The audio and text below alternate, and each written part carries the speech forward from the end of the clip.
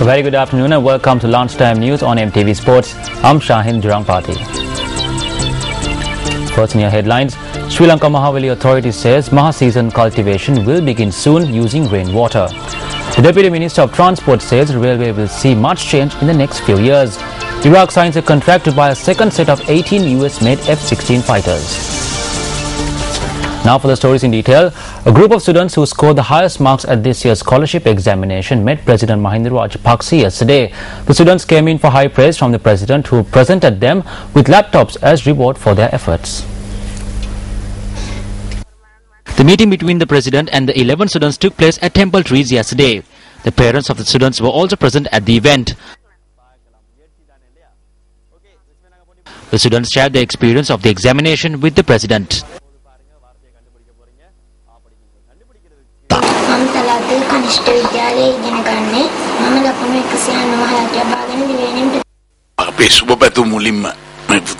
First, my congratulations to you, especially since you have been able to surpass the students from Colombo's best schools.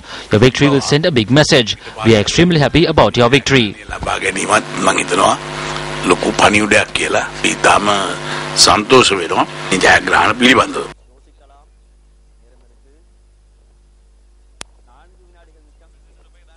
Rashmi Nimesha, who passed the scholarship exam with flying colours despite not having both hands, came in for high praise.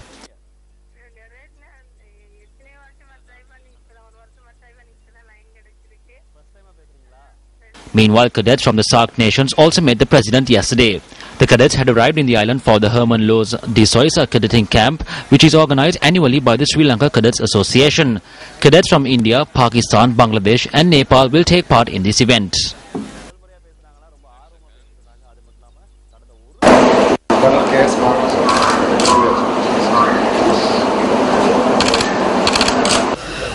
Meanwhile, the management agreement for a leading hotel under construction in Colombo was signed before President Mahinda Rajapaksa yesterday. The agreement was signed by the head of the hotel owning company and the regional head of the International Hotel Management Company. The new luxury hotel, which comprises of 43 stories, will have 475 rooms and 90 apartments. The United National Party said today that it had issued letters suspending the party membership of the 3 parliamentarians and 2 provincial councillors who participated in yesterday's United Bhikkhu Front rally at Hyde Park. UNP General Secretary Tissa Attanayake said that a report on the matter had already been handed over to party leader Ranil Wickremesinghe.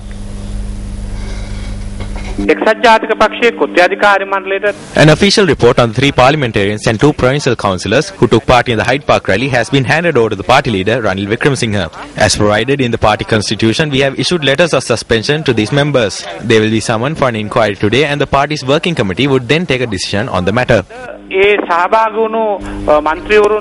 Still in local news, wildlife officials together with the police were able to drive away the herd of elephants that wandered into the premises of the Tissapura Mahavidyalaya yesterday.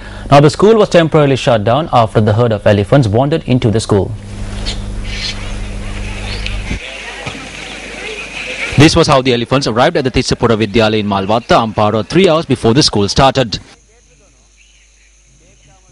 The school was temporarily shut down due to the situation. When we made inquiries from the principal of the school, S.W. Kalyanavati, she stated that the school had to be temporarily shut down for the safety of the children.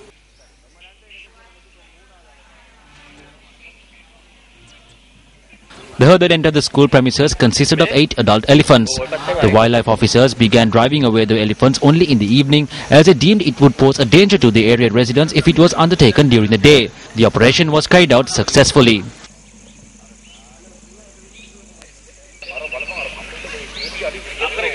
Our correspondent stated that the Ampara wildlife officers and the police had jointly carried out the operation to drive away the elephants.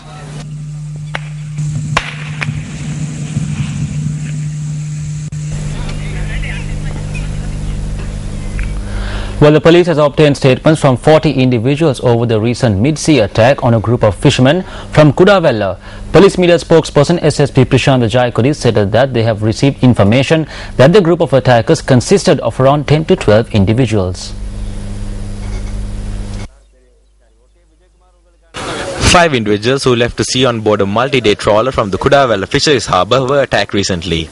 Out of the 5 who were attacked, 3 are still missing and the other 2 were rescued by a passing merchant vessel and handed over to the Navy.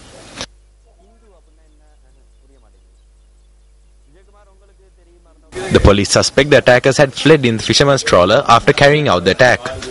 The police media spokesperson went on to say that the group had been heading for another country. The Navy says over 2,600 individuals have been arrested in mid-sea while attempting to illegally travel to Australia this year alone.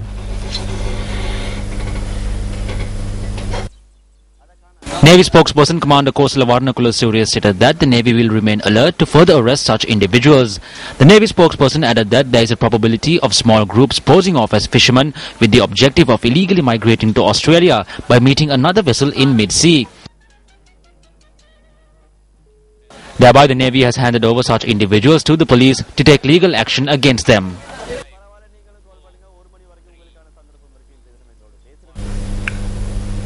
Well, the Sri Lanka Mahaweli Authority says that it will commence cultivating the Maha season by using rainwater despite the low water levels in reservoirs in the Mahaweli zones. Director General of the Mahaweli Authority, Gamini Rajakarna, said that this decision had been made so that there would not be a delay in cultivating the Maha season. In line with this decision, farmers will take part in regular meetings in order to plan out cultivation timetables. Despite the recent rainfall, water levels in the Mahaweli reservoirs remain at an extremely low level. However, the Director General of the Mahaweli Authority said that he expects the Mahaweli regions to receive sufficient rainfall in the next 15 days. He also said that a decision is to be made soon on the distribution of water for the cultivation zones, which are to begin the Maha season on the 16th of November. Well, still in local news, rail travel in Sri Lanka witnessed the opening of a new chapter this morning. Now, this was with the deployment of a new high-speed power set on the up-country line. The new train is to operate between Colombo and Nanuoya. The train was flagged off on its maiden run by the Deputy Minister of Transport, Bohana Disanayaka. The new power set imported from China is of the S12 type. The train with two engines on either side will depart Colombo at 8:10 am and arrive in Nanuoya at 2 pm via Kandy. The train will make the return trip from Nanuoya at 2:50 pm and arrive in Colombo via Kandy at 8:50 pm. The Deputy Minister said that the train consists of an air-conditioned first-class compartment, 3 second-class compartments and 3 third-class compartments.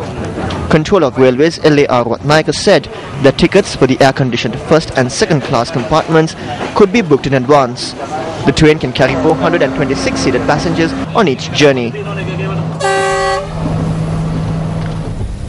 The residents of Namal Gamu in Galnava claim that they have been inconvenienced by the failure of the Gamanaguma program to establish a water supply system in their village. Now, the residents say that the project to supply them water has been abandoned for over a year. The Namalgamu water project got underway in 2009 with the aim of providing 500 families in the Namalgamu, Matagama and Kurukkepitiya villages with a central water supply. The residents of Namalgamu even established a committee to facilitate this project in 2008. There was a lack of drinking water in our area. Therefore, in 2008-2009, we established a committee. Following a request we made through the committee, the Divisional Secretariat donated 1 million rupees to our fund. The money was received by the relevant authorities. We were witness to this all, but the project did not take off as planned. The residents claim that the well which was constructed in 2009 by the authorities was not properly constructed and is in dire need of refurbishment. The only source of water for the residents of the Namalgamu area is a solitary water pump. Well, that wraps up lunchtime news for today. Join us again at 1:55 for more of the very latest. I'm Shahin Durangpati. Goodbye and take care.